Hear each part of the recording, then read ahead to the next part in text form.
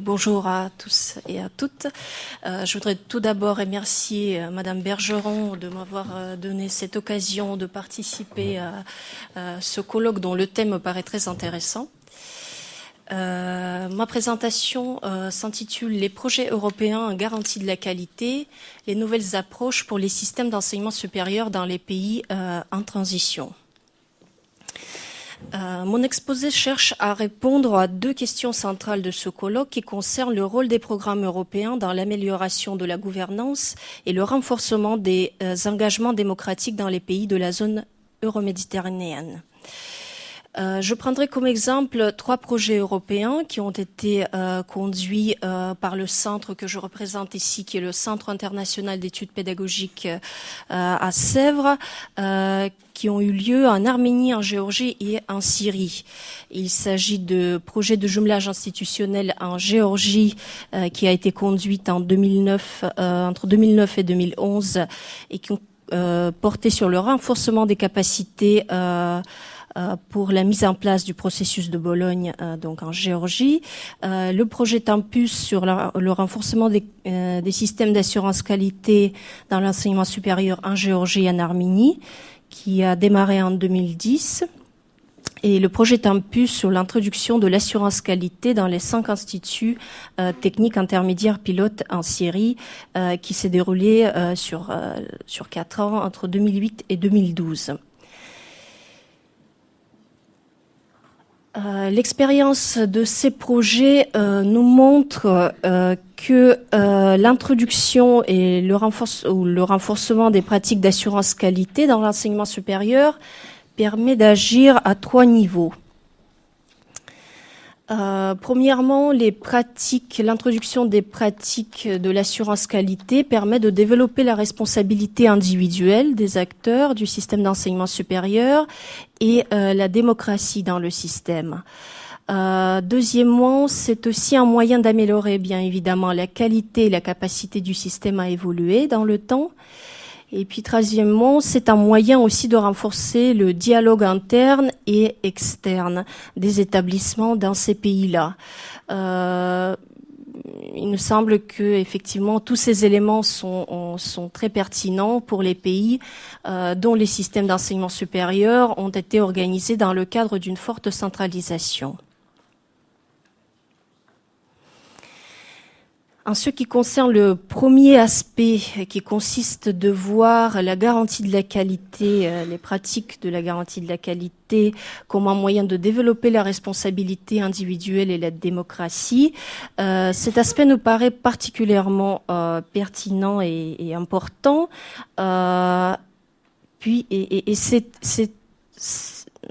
C'est effectivement à ce niveau-là qu'on commence à rencontrer les premières difficultés dans le cadre de la mise en œuvre des projets européens. Merci. Rappelons que les pratiques de la garantie de la qualité reposent sur la responsabilité individuelle de chacun des acteurs du système d'enseignement supérieur et ils ne peuvent avoir du sens, ils ne peuvent être efficaces véritablement qu'uniquement dans les systèmes où effectivement tous les acteurs utilisent leur autonomie et sont capables d'assumer leurs responsabilités. Cette notion de la responsabilité individuelle, elle peut paraître évidente probablement dans les sociétés occidentales, mais elle ne l'est pas tellement dans les pays en transition dont je parle ici.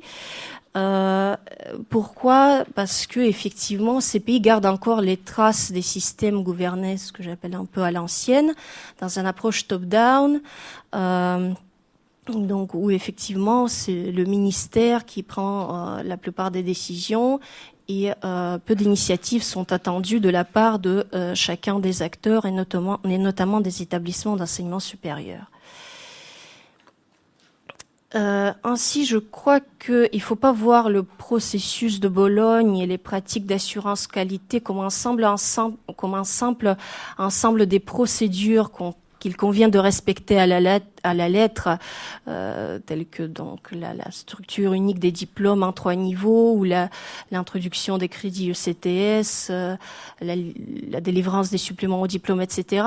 Mais pour moi, le processus de Bologne et les pratiques de la garantie de la qualité permettent de poser des vraies questions et s'attaquer au fond du problème.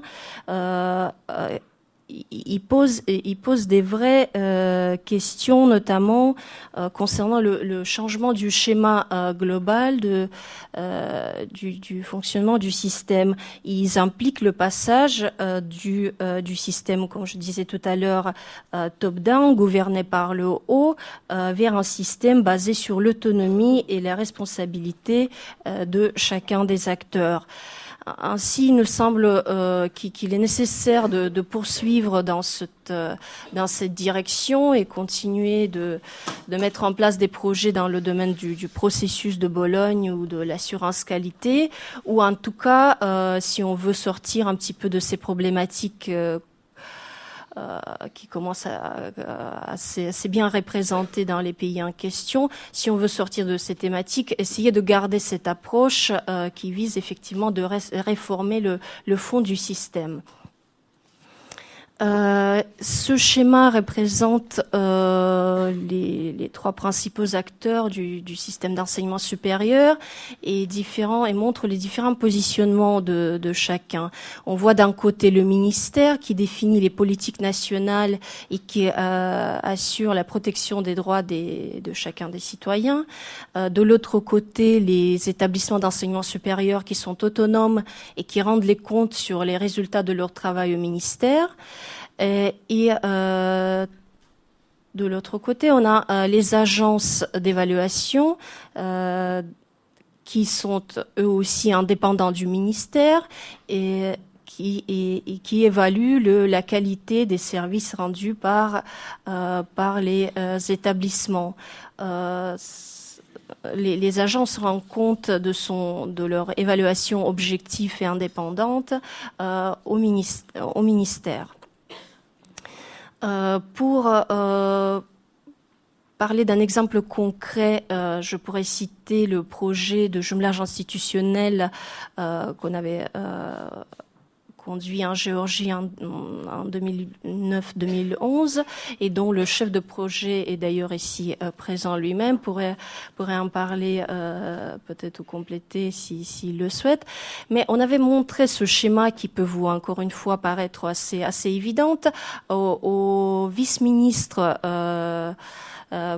de l'enseignement supérieur en Géorgie. Il n'était pas forcément d'accord avec cette vision des choses. Pour lui, par exemple, le ministère n'était pas forcément censé de définir les politiques nationales en éducation, notamment en ce qui concerne la définition de l'offre de formation. D'après lui, c'est le marché, avant tout, qui devait s'en charger. Il était assez fier d'un nouveau principe de financement qui venait tout juste d'être introduit dans ce pays, qui s'intitulait en anglais Money Follows Student. Donc l'argent suit les étudiants, ce qui impliquait que les financements des universités dépendaient surtout des choix que faisaient les étudiants. Les différents échanges qu'on a eus dans le cadre de ce projet, les échanges entre les experts allemands et français qui étaient mobilisés sur ce projet et donc le ministère géorgien, ont permis effectivement de convaincre, de faire évaluer la position du ministère géorgien et effectivement essayer de formuler des positions très claires au niveau national à ce niveau. En ce qui concerne l'indépendance des agences, encore une fois, pour prendre le cas géorgien, l'agence d'évaluation, qui était censée être indépendante, ne l'était pas vraiment, puisque le vice-ministre lui-même était président du conseil d'accréditation, donc qui prenait les décisions sur l'accréditation de tel ou tel programme ou tel établissement.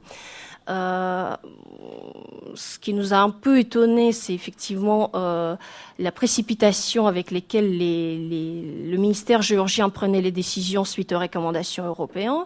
Et donc la toute première mission qu'on avait organisée dans le cadre de ce projet, qui préconisait de faire sortir le vice-ministre de ce conseil d'accréditation, a été rapidement suivi des faits, puisqu'un nouveau décret a été publié dans l'espace de 2 semaines qui modifiait le système en conséquence.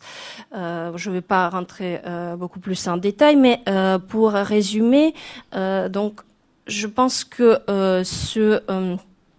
l'assurance qualité permet de bien définir le rôle de chacun des acteurs et organiser les relations entre les différents acteurs du système dans le cadre d'une nouvelle organisation dans lequel le ministère n'est plus la seule institution donneur d'ordre, mais c'est un vrai partenaire à part entière qui doit dorénavant utiliser d'autres mécanismes de régulation du système. En ce qui concerne le deuxième aspect, qui consiste à voir la garantie de la qualité comme un moyen d'améliorer la qualité et la capacité d'évoluer du système, à ce niveau, je crois que la garantie de la qualité n'apporte pas toutes les solutions, puisqu'on sait que les problèmes sont nombreux, tels que les faibles salaires des enseignants, mauvaises conditions de travail, manque de formation continue, etc., de manuels scolaires, de matériel informatique, etc. Tous ces problèmes-là, effectivement, restent toujours là, malgré le fait qu'on introduit les pratiques de la garantie de la qualité, que ce soit au niveau national ou au niveau institutionnel. Et puis, troisièmement, je crois que les projets concernant la garantie de la qualité, les pratiques de la qualité, sont également utiles parce qu'ils permettent de renforcer le dialogue interne et externe. Et ça, c'est aussi un aspect important qui n'est pas forcément commun pour tous ces pays en transition qui sortent comme je disais tout à l'heure, d'un système gouverné par le haut. Donc, je crois qu'il est important de garder cet aspect pour le futur projet. Et le projet que nous avons actuellement en cours, le projet Tempus Pica en Arménie et en Géorgie, justement tient bien compte dans sa méthodologie de cet aspect-là.